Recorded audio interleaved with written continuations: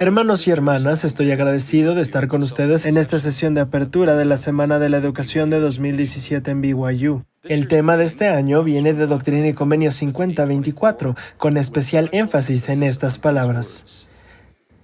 Y el que recibe luz y persevera en Dios, recibe más luz. Voy a abordar este tema con un enfoque diferente del que se pudiera esperar, al exponer e ilustrar algunas formas muy astutas y efectivas con las que el inicuo evita que las personas progresen y reciban más luz. Muchos principios del Evangelio vienen en parejas, es decir, que el significado de uno está incompleto sin el otro. Hoy quiero referirme a 3 de estas parejas doctrinales. El primero, albedrío y responsabilidad, misericordia y justicia, y fe y obras. Cuando Satanás tiene éxito dividiendo estas parejas doctrinales, comienza a causar estragos en la humanidad. Esa es una de sus estrategias más astutas para evitar que las personas progresen en la luz. Ya se sabe que la fe sin obras no es realmente fe. Mi enfoque principal será en los otros 2 pares doctrinales. Primero, ilustrar cómo el evitar la responsabilidad afecta el albedrío, y en segundo lugar, cómo negar la justicia, tal como se refiere en el Libro de Mormón, afecta la misericordia. El Libro de Mormón nos enseña que somos agentes para actuar y no para que se actúe sobre nosotros, o ser libres para actuar por nosotros mismos. Esta libertad de elección no fue un regalo de albedrío parcial, sino del albedrío 100% total y completo. Este era absoluto en el sentido de que el único Padre perfecto nunca forza a sus hijos. Nos muestra el camino y puede incluso mandarnos, pero, no obstante, podrás escoger según tu voluntad porque te es concedido. Asumir responsabilidad y ser testigos de nuestras elecciones son principios complementarios del albedrío. La responsabilidad es reconocernos a nosotros mismos como la causa de los efectos o resultados de nuestras elecciones, buenas o malas. En el lado negativo está el que siempre seremos dueños de las circunstancias de las malas decisiones.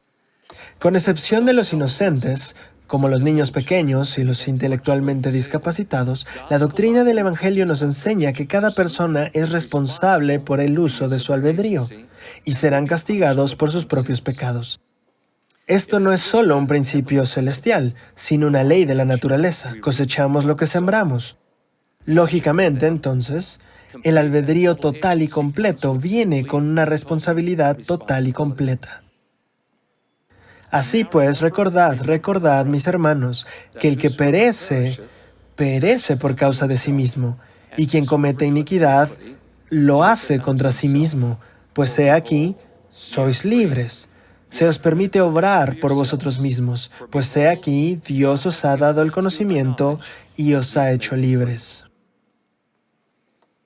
Una de las estrategias más astutas de Satanás para obtener control de nuestro albedrío no es un ataque frontal a nuestro albedrío, sino un astuto y sutil ataque a la responsabilidad.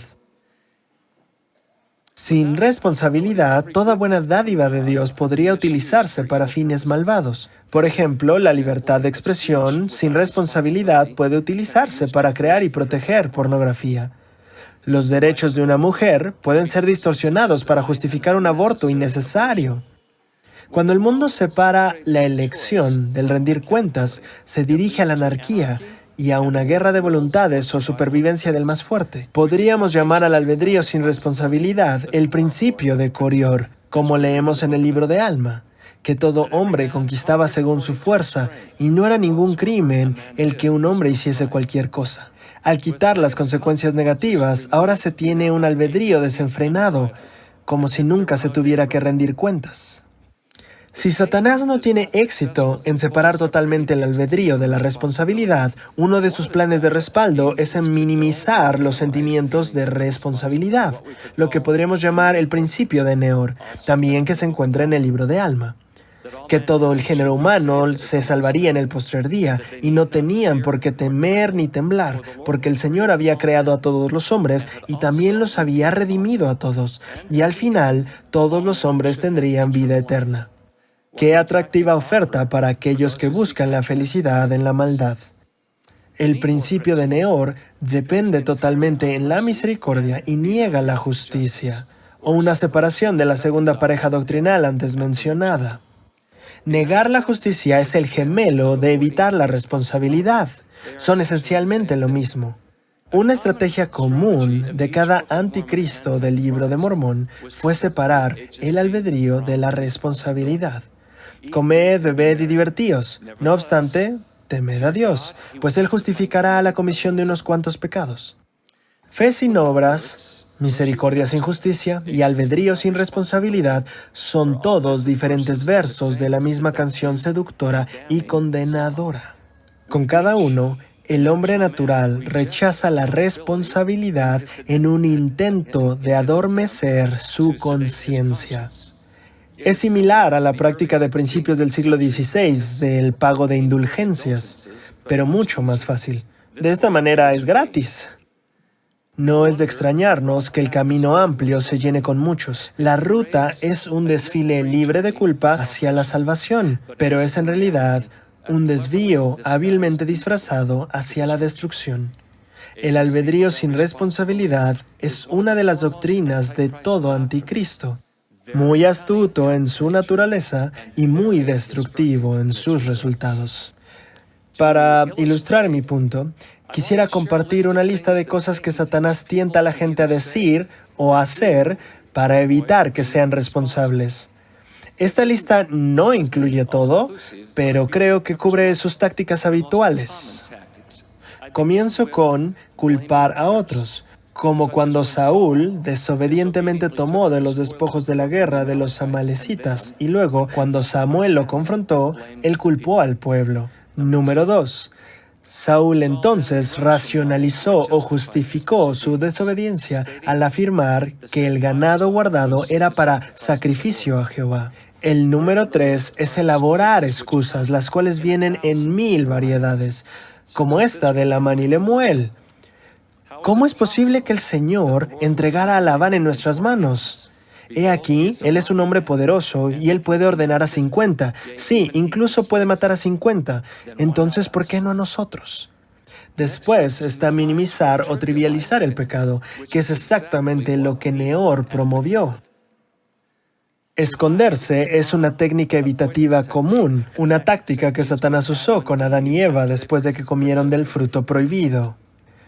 Muy relacionado con el esconder está el encubrir, lo cual trató de hacer David para que nadie se enterara de su aventura con Betsabé.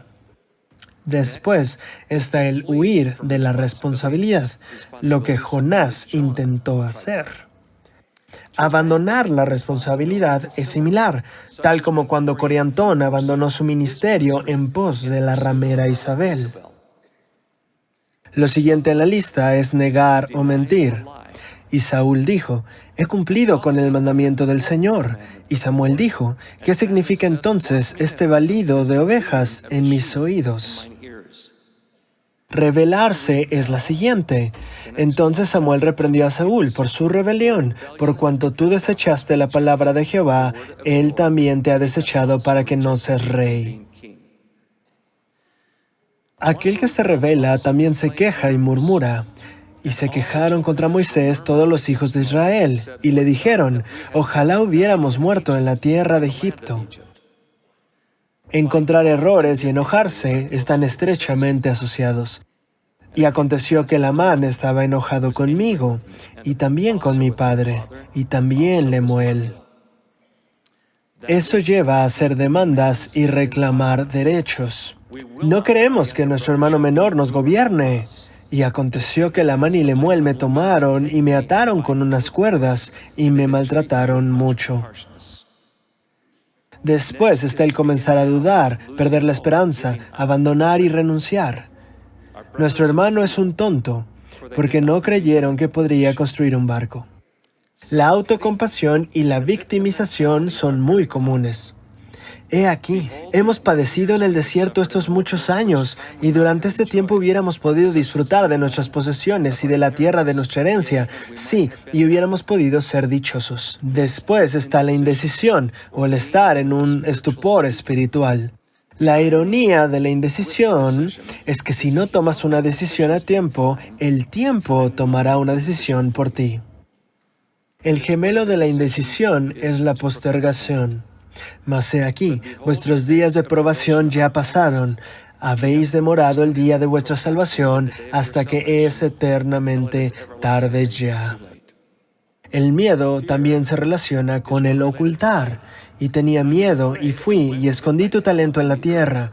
Respondiendo su señor, le dijo, siervo malo y negligente.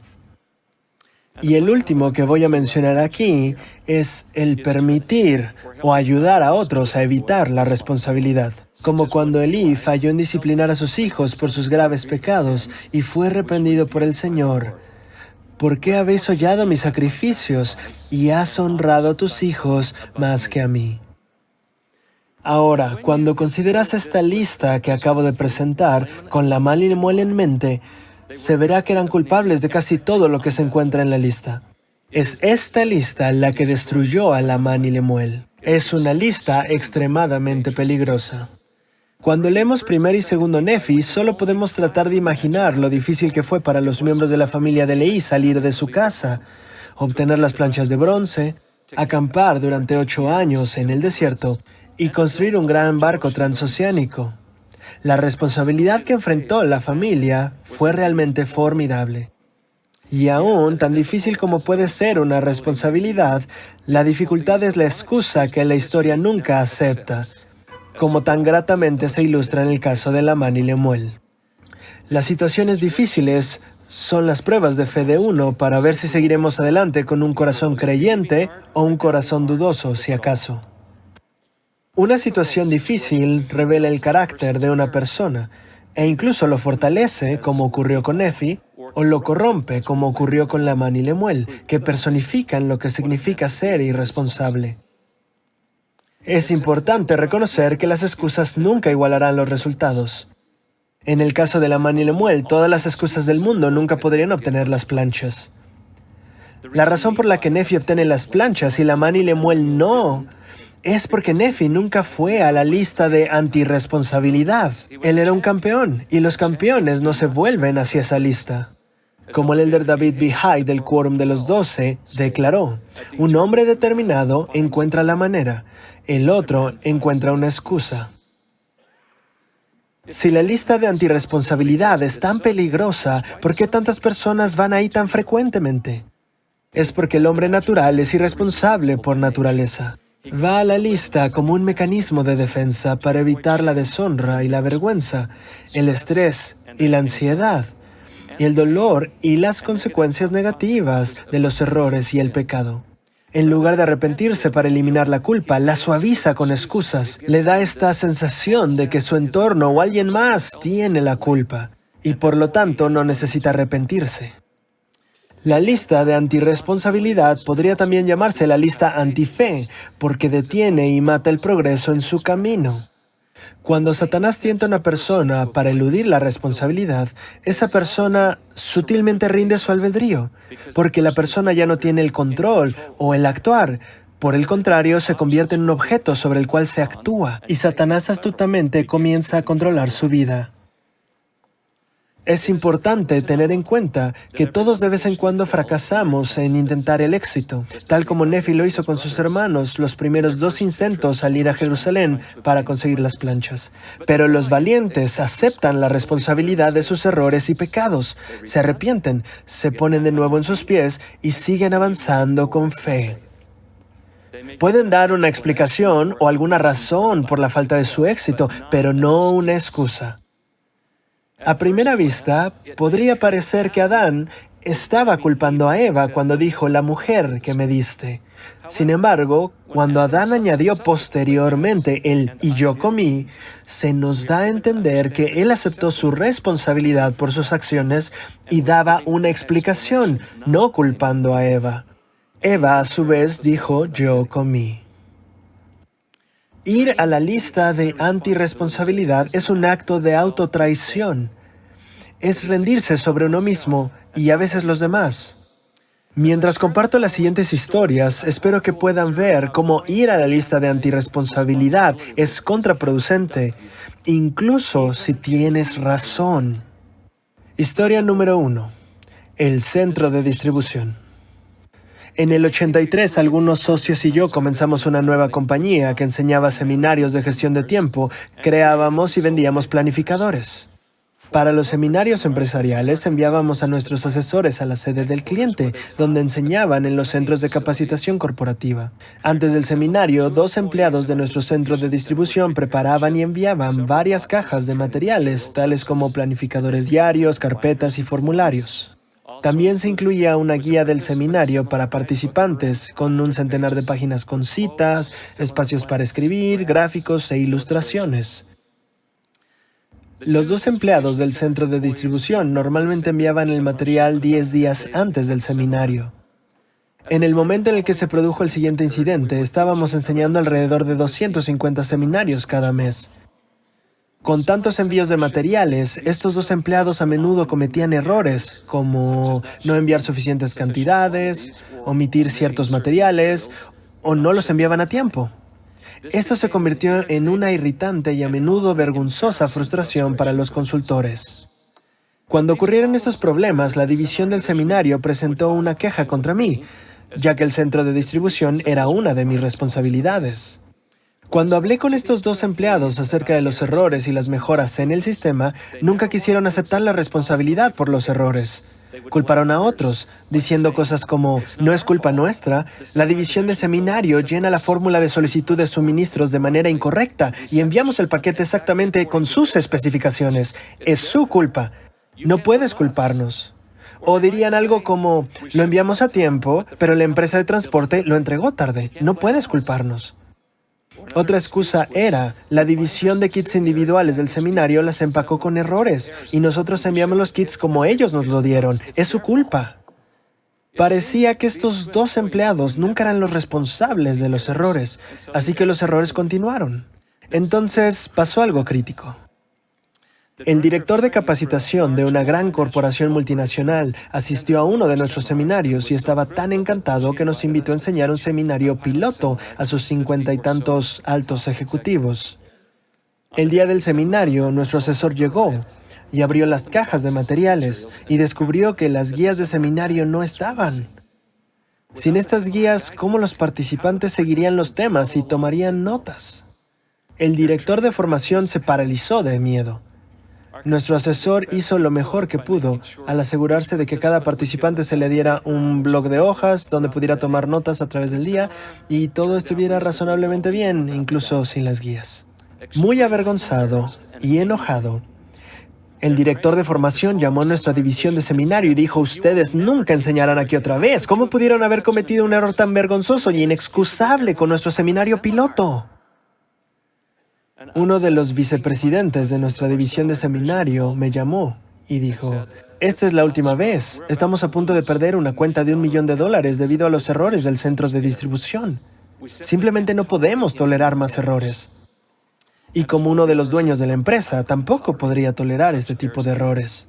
Pero al mismo tiempo no quería ver a estos 2 padres de familia despedidos.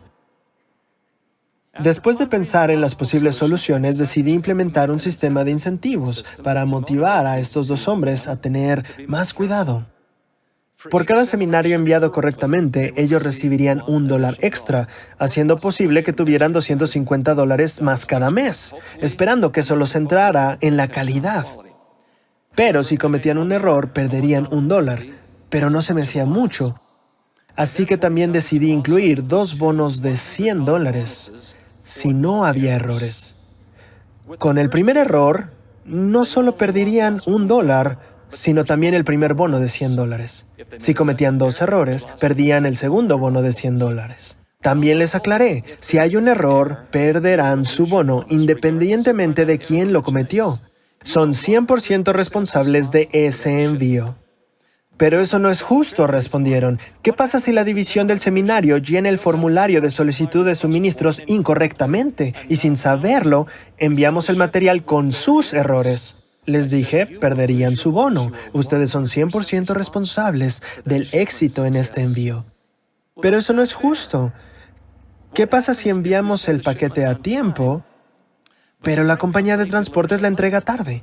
Les dije, perderán su bono. Son 100% responsables. Eso no es justo. ¿Qué sucede si la división de carpetas comete errores al empacar los kits individuales del seminario? No nos puedes culpar por sus errores. Ustedes perderán su bono, les respondí de nuevo. Ustedes son 100% responsables por el éxito de ese envío. ¿Estoy siendo claro?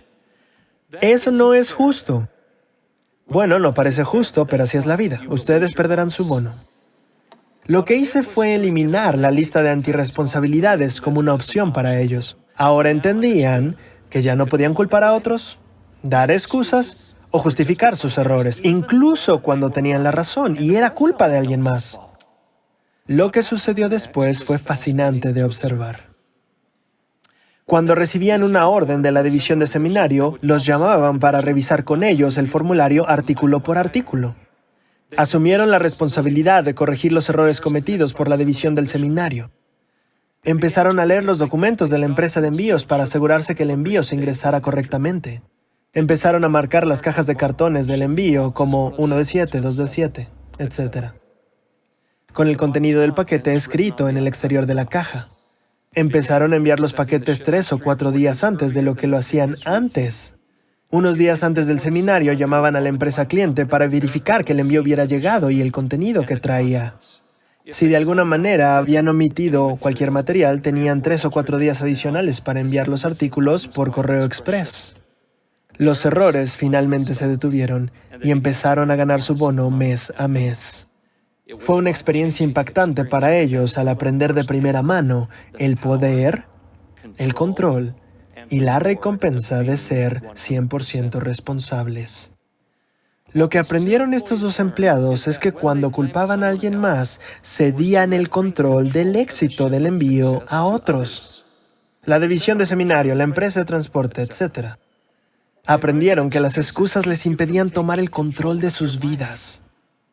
Aprendieron que es contraproducente culpar a otros, hacer excusas o justificar tus errores, incluso cuando tienes razón.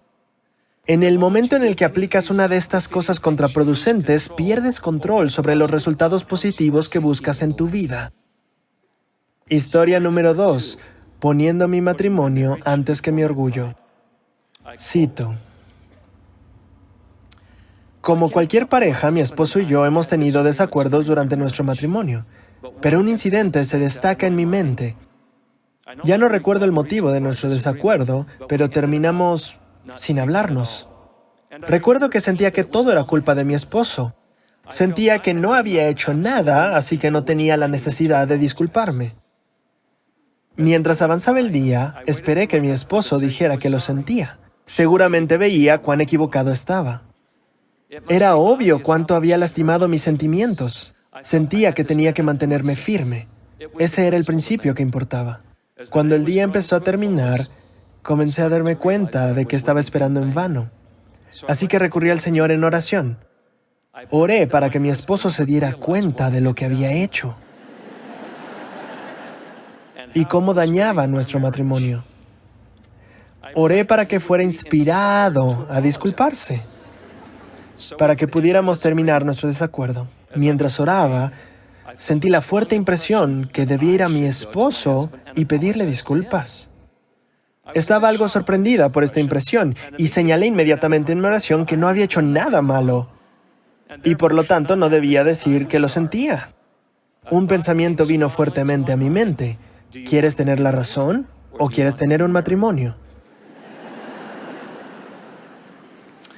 Al considerar esta pregunta, me di cuenta de que podría mantener mi orgullo y no ceder hasta que él se disculpara, pero ¿cuánto tiempo tomaría? ¿Días? Era miserable. Cuando no nos hablábamos, comprendí que, aunque este incidente no sería el final de nuestro matrimonio, si siempre me comportaba así, esto podría causar serios daños durante los años. Decidí que era más importante tener un matrimonio feliz y amoroso que mantener mi orgullo intacto, por algo que a la larga parecería trivial. Fui con mi esposo y me disculpé por hacerlo enojar. Él también se disculpó conmigo y pronto estábamos de nuevo unidos en amor. Desde aquel momento ha habido ocasiones cuando he necesitado hacer esa pregunta otra vez. ¿Quieres tener razón o quieres tener un matrimonio? Cuán agradecida estoy por la gran lección que aprendí la primera vez que me enfrenté a esta pregunta. Siempre me ha ayudado a alinear mi perspectiva y poner a mi esposo y a mi matrimonio antes que a mi propio orgullo. Ahora, en esta historia, la hermana aprendió que incluso aunque ella pudo haber tenido razón y fue la culpa de su esposo, culparlo era contraproducente, provocando que ella perdiera el control sobre los resultados positivos. También descubrió que hay poder y control en la expresión "lo siento", cuando es usada con amor sincero y empatía, no simplemente para excusarnos. En un matrimonio, una actitud del 50% en ambas partes puede sonar lógico, pero solo una actitud del 100% en ambas partes cierra la puerta a la lista de antirresponsabilidad. Una lección final que aprendió esta hermana es que no puedes controlar el albedrío de otra persona, solamente el tuyo. Una madre amorosa una vez le dio el siguiente y sabio consejo a su hija, quien estaba infeliz en su matrimonio. Hizo que su hija dibujara una línea vertical por la mitad de una hoja de papel y escribiera del lado izquierdo todas las cosas que su esposo había hecho que la molestaban y del lado derecho las respuestas que tenía hacia esas actitudes. La madre hizo que la chica cortara el papel a la mitad, separando las dos listas. Ahora, tira el papel de los defectos de tu esposo en la basura. Si quieres ser feliz y mejorar tu matrimonio, deja de enfocarte en las faltas de tu esposo y en lugar enfócate en tu propio comportamiento. Examina la forma en la que respondes a las cosas que te molestan. Mira si puedes responder de una manera diferente y más positiva. Esta madre entendía el poder y la sabiduría de ser 100% responsable. Y por supuesto, El Salvador fue la persona más responsable en la historia del mundo. El suyo es el mayor ejemplo. Incluso en sus momentos de insoportable dolor y angustia, no mostró autocompasión, uno de los elementos disfuncionales de la lista. Siempre estaba pensando hacia afuera, con su atención y preocupación desinteresada por los demás, restaurando la oreja del soldado en Getsemaní y más tarde en la cruz, orando por aquellos que lo persiguieron, en cumplimiento de su propio mandamiento de actuar así. Padre, perdónalos, porque no saben lo que hacen. Mientras más nos parecemos a Jesucristo, menos propensos somos a juzgar injustamente, a abandonar a alguien o a abandonar una causa digna. Aunque a veces podemos rendirnos en nosotros, el Salvador nunca se rinde en nosotros, porque Él es perfecto en su longanimidad. A pesar de sus pecados, mis entrañas están llenas de compasión por ellos. Él no vino a encontrar fallas, criticar o a culpar a alguien. Vino a construir, edificar y salvar. Sin embargo, su compasión no anula su esperanza de que seamos plenamente responsables y no trata de minimizar o justificar el pecado. Porque yo, el Señor, no puedo considerar el pecado con el más mínimo grado de tolerancia. Si el Señor no puede considerar el pecado con el más mínimo grado de tolerancia, ¿qué ley del Evangelio exige una plena y completa responsabilidad por el pecado? Esa sería la ley de la justicia. ¿Qué es? ¿Suponéis que la misericordia puede robar a la justicia? Yo os digo que no, ni una sola pizca. Si no, Dios dejaría de ser Dios. Bueno, ni el más mínimo grado, ni una pizca son otras maneras de decir que Dios hace a sus hijos 100% responsables por el uso de su albedrío. El peligro de la lista de antirresponsabilidad consiste en el hecho de que ciega a sus víctimas de la necesidad de arrepentimiento. Laman y Lemuel, por ejemplo, no veían la necesidad de arrepentirse porque todo era culpa de Nefi. Si no es mi culpa, ¿por qué debería arrepentirme? El que está ciego no puede ni dar el primer paso en el proceso de arrepentimiento, el cual es reconocer la necesidad de arrepentirnos. Alma entendió muy bien cómo las excusas nos impiden arrepentirnos, como descubrimos en este versículo, donde aconsejó a su hijo Coriantón. ¿Qué? ¿Supones que la misericordia puede robarle a la justicia? Te digo que no, ni un ápice. Si fuera así, Dios dejaría de ser Dios. Hijo mío, quisiera que no negaras más la justicia de Dios. No trates de excusarte en lo más mínimo a causa de tus pecados, negando la justicia de Dios. Deja, más bien, que la justicia de Dios y su misericordia y su longanimidad dominen por completo tu corazón y permite que esto te humille hasta el polvo. Como aprendemos en este versículo, los que usan excusas están negando la justicia, el principio de Neor, y creen que la ley de la justicia no se aplica a ellos. Alma estaba rogando a su hijo que no fuera hacia esa lista. Procura excusarte en lo más mínimo. Él estaba enseñándole a su hijo a ser 100% responsable. Negar la justicia de Dios o decir que no somos responsables por el pecado es negar también su justificación en el perdón de ese pecado. El Señor seguramente vendría para redimir a su pueblo, pero no vendría para redimirlos en sus pecados, sino a redimirlos de sus pecados. Satanás divide con éxito los principios complementarios de la misericordia y la justicia cuando una persona sucumbe a la tentación de negar la justicia del Señor. Su justicia. Negar la justicia del Señor viene al menos en dos formas. La primera, que ya he mencionado, es negar la ley de la justicia con respecto a los pecados propios, algo que tanto Corior como Neor defendieron. El segundo, una negación igualmente perjudicial, es no confiar en la justicia del Señor o en su sabiduría al enfrentar las injusticias que otros han cometido contra nosotros. En el clásico perfectamente escrito, El Conde de Montecristo, de Alejandro Dumas, Edmond Dantes, el protagonista, es un hombre honesto y cariñoso que se vuelve amargo y vengativo después de que 3 hombres codiciosos dieran falso testimonio en contra de él y lo traicionaran, encerrándolo en una trampa. Cuando un fiscal corrupto se convierte en cómplice, Dantes es arrestado el mismo día en el que debería casarse con su hermosa prometida, Mercedes. A los 19 años, se le da cadena perpetua en la prisión de la isla infame de Château d'If por un crimen que no cometió. Después de muchos años tortuosos en confinamiento solitario, finalmente conoce a otro prisionero, el anciano Ave Faría, que en su búsqueda de libertad calculó mal y cavó hasta la celda de Dantes en lugar del exterior y la libertad. Con un túnel ahora conectando sus celdas y con nada sino tiempo en sus manos, Farías comienza a enseñarle a Dantes historia, ciencia, filosofía y lenguas, convirtiéndolo en un hombre muy bien educado. Faría también le concede a Dantes un tesoro de enorme riqueza, oculto en la isla deshabitada de Montecristo, y le dice cómo encontrarlo si es que escapa. Sabiendo que la venganza podría consumir y destruir a Dantes, Ave Faría le enseña una última lección antes de morir: el no negar la justicia del Señor. No cometas el crimen por el cual ahora cumples una sentencia. Dios dijo, la venganza es mía. Yo no creo en Dios, le responde Dantes. Eso no importa, Él cree en ti.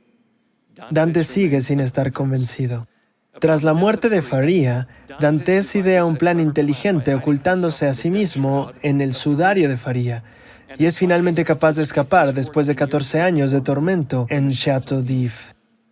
Después de conseguir el tesoro, se convierte en un hombre extremadamente rico y asume una nueva identidad como el Conde de Montecristo. Para los malvados que conspiraron contra él, inventa un elaborado plan de venganza, con un castigo doloroso y prolongado. Una recompensa justa para los 14 años en los que apenas sobrevivió en el calabozo al que injustamente le habían enviado.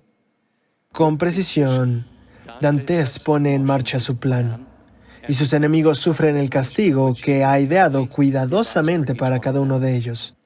Cuando leemos el libro o vemos la versión en película de El Conde de Montecristo, hay algo en nosotros que quiere ver la justicia aplicada contra estos hombres crueles y conspiradores que habían causado tanto dolor a un hombre inocente. Hay un sentido de justicia y un deseo en cada uno de nosotros de que lo bueno prevalezca sobre lo malo, que las cosas perdidas deben ser restablecidas y los corazones rotos reparados. Hasta que suceden estas cosas, hay una brecha de injusticia que nos cuesta conciliar en nuestra mente. e incluso más en nuestros corazones, dejándonos problemas y dificultades para avanzar. Las personas tratan de conciliar esta brecha de injusticia de muchas maneras, con la venganza, justificando su rabia y amargura, o al buscar la reparación legal e imponer las consecuencias. Al final descubrimos que el camino del Señor es la única forma de reconciliación verdadera y completa. El error de Dantes no era necesariamente la búsqueda de reparación y justicia según la ley de la tierra, y sacar tortuosos hechos a la luz con castigos apropiados para los culpables, sino dejar que su deseo de justicia se convirtiera en odio, enojo, autocompasión, autojustificación y otros comportamientos deshabilitantes de la lista de antirresponsabilidad.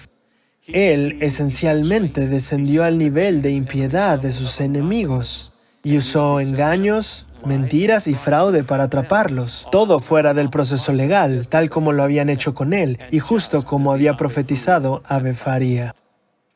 Apoyándose en la ley de Moisés, ojo por ojo y diente por diente, en lugar de la ley del Evangelio, que incluye perdonar y orar por los enemigos, Dantes impuso una cadena perpetua de miseria y amargura sobre sí mismo. Al negar la justicia del Señor para otros, involuntariamente negó la misericordia del Señor para sí mismo y decidió cumplir la condena que Cristo había cumplido ya en su nombre. Eso le robó una vida de felicidad que sin el deseo de venganza pudo haber sido suya. Tener fe en Jesucristo es confiar en que debido a su sacrificio expiatorio, Él corregirá toda injusticia, restaurará toda cosa perdida y reparará toda cosa rota, incluyendo los corazones. Él hará que todo esté bien, sin dejar ningún detalle desatendido. Por tanto, debéis decir en vuestros corazones que Dios juzgue entre tú y yo y te premie según tus obras. Tal como Edmond Dantes, muchas víctimas han sido cruelmente heridas, como en los casos de abuso. Sin una aparente justicia cercana, sienten que el Señor requiere lo imposible pidiéndoles que perdonen.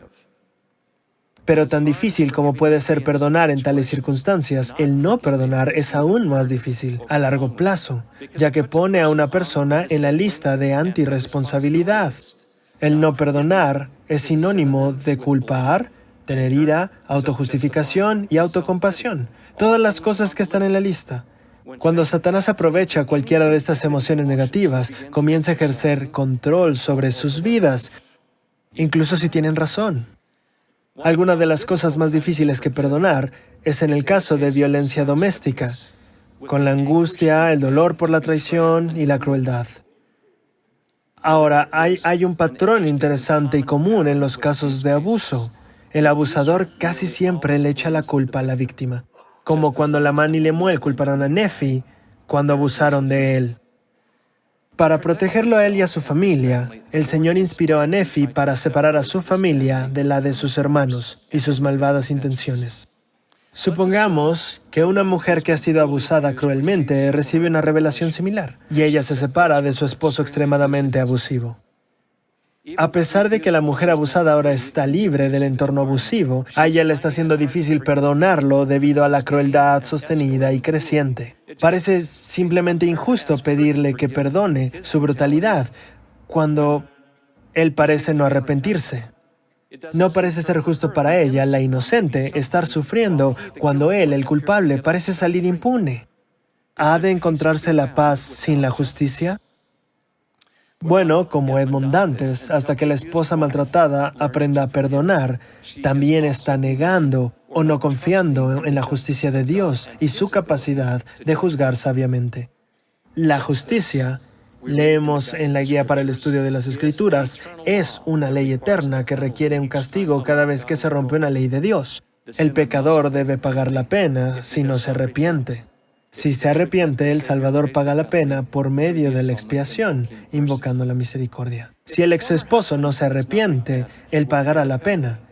Cuán dolorosos, no sabes. Cuán intensos, no lo sabes. Sí, cuán difíciles de aguantar, no lo sabes. Ella sabrá si realmente se arrepiente, porque su restitución incluirá el pedir perdón sincero y de manera humilde, y el esfuerzo de enmendarse. Aunque puede entender la ley de la justicia, lo que siente es la necesidad de justicia ahora. El elder Neil A. Maxwell sabiamente enseñó que la fe en Dios incluye la fe en sus propósitos, así como en su tiempo. No podemos aceptarlo plenamente si rechazamos su horario. El Evangelio garantiza la justicia máxima, no relativa. He aquí, mis ojos ven y conocen todas sus obras, y tengo reservado en su sazón un juicio repentino para todos ellos. La ley de la justicia y la confianza en el tiempo del Señor le permite a ella no preocuparse más por la justicia, sino colocar el juicio en las manos de Dios. He aquí lo que dice en las Escrituras: el hombre no herirá, ni tampoco juzgará, porque el juicio es mío, dice el Señor, y la venganza es mía también, y yo pagaré. El elder Jeffrey R. Holland compartió la siguiente perspectiva: por favor, no pregunten si es justo. Cuando se trata de nuestros propios pecados, no pedimos justicia. Lo que suplicamos es misericordia, y eso es lo que tenemos que estar dispuestos a dar. ¿Podemos ver la trágica ironía de no conceder a los demás lo que tanto necesitamos para nosotros mismos? Aquellos que han experimentado un daño permanente, o sufrimiento prolongado, o una pérdida por una ofensa, enfrentan un desafío mucho más difícil al perdonar y dejarle la justicia al Señor. Afortunadamente, ellos pueden encontrar consuelo en algo que el profeta José Smith enseñó. ¿Qué pueden hacer estas desgracias? Nada.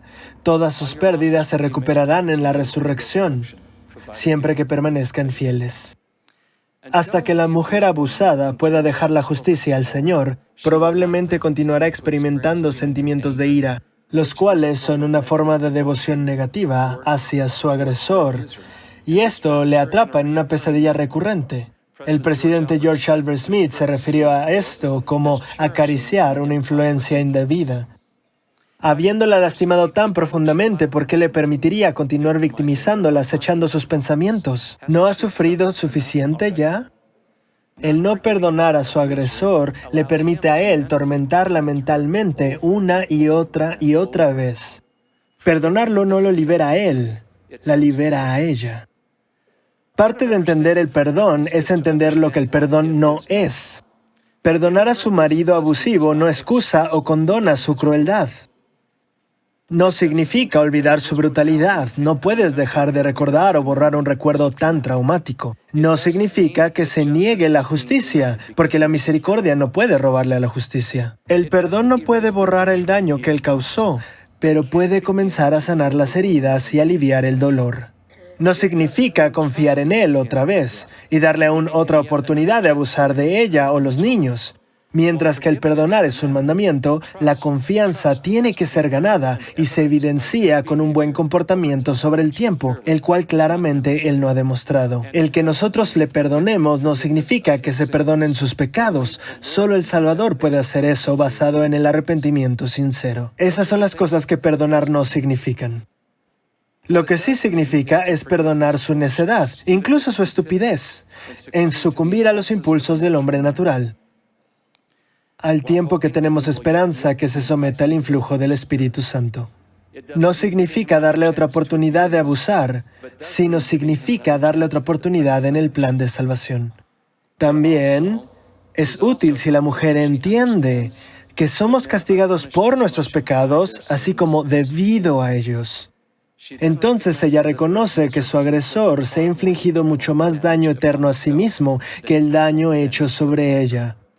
Y aún, en la actualidad, su verdadera felicidad y alegría disminuye en proporción inversa a su creciente maldad, porque la maldad nunca fue felicidad. Ha de sentir lástima por la precaria y dolorosa situación en la que él está. Sabiendo que él se hunde en arenas movedizas espirituales, ella podría empezar a cambiar su deseo de justicia, que ya está ocurriendo, a una esperanza de que él se arrepienta antes de que sea demasiado tarde. Con este entendimiento, ella incluso podría empezar a orar por la persona que injustamente abusó de ella. Este cambio cristiano en su corazón le ayuda a perdonar y trae sanación que tan desesperadamente desea y merece. El Salvador sabe exactamente cómo curarla, porque conoce precisamente su dolor por haberlo vivido vicariamente. En este caso, el de la esposa abusada, tenemos dos bandos, el esposo abusador y la esposa víctima, ambos de los cuales necesitan ayuda divina. Alma 7 nos enseña que el Salvador sufrió por ambos, por los pecados del hombre y por la angustia y el dolor físico y emocional de la mujer.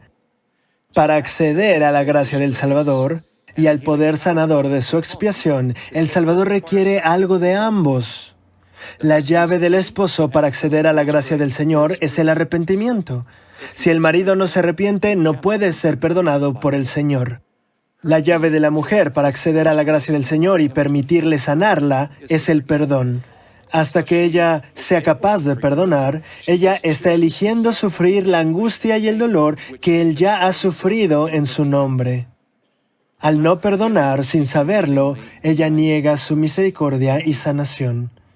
En cierto sentido, esto cumple esta escritura. Yo, Dios, he padecido estas cosas para que no padezcan, pero si no se arrepienten o perdonan, deben padecer aún como yo. En resumen, el ser 100% responsable es aceptarte a ti mismo como la persona en control de tu vida. Si otros tienen la culpa y necesitan cambiar antes que haya mayor progreso, entonces tú estás a su disposición y ellos tienen el control sobre los resultados positivos o los resultados deseados en tu vida. El albedrío y la responsabilidad están inseparablemente conectados. No puedes evitar la responsabilidad sin disminuir también el albedrío. La justicia y la misericordia también son inseparables. No puedes negar la justicia del Señor sin obstaculizar también su misericordia. A Satanás le encanta dividir estas parejas de principios y reírse de la devastación resultante. Invito a cada uno de ustedes a eliminar la lista de antirresponsabilidad o antife de su vida, incluso si tienen razón. Es una lista de antifelicidad, es una lista de antiéxito, aun cuando tienes razón. No es una lista para valientes hijos e hijas de Dios que están tratando de llegar a ser más como Él. Es una de las herramientas principales de Satanás para controlar y destruir vidas. El día que una persona elimina la lista de su vida es el día en que de ahí en adelante recuperan el control sobre los resultados positivos y comienza a avanzar en la luz a un acelerado ritmo. Comparto mi testimonio veraz del nombre de Jesucristo y el poder y la felicidad que nos ofrece la plenitud de su Evangelio. Él es la vida y la luz del mundo. Estos principios que compartí hoy son suyos. Lo testifico en el nombre de Jesucristo. Amén. Señor, ayúdame. No sé cómo sanar, no sé cómo olvidar, Señor. Arráncame el dolor que tengo aquí, que no me deja seguir. Confuso es mi destino, indícame el camino. El desierto está vacío y no encuentro la paz. Sé que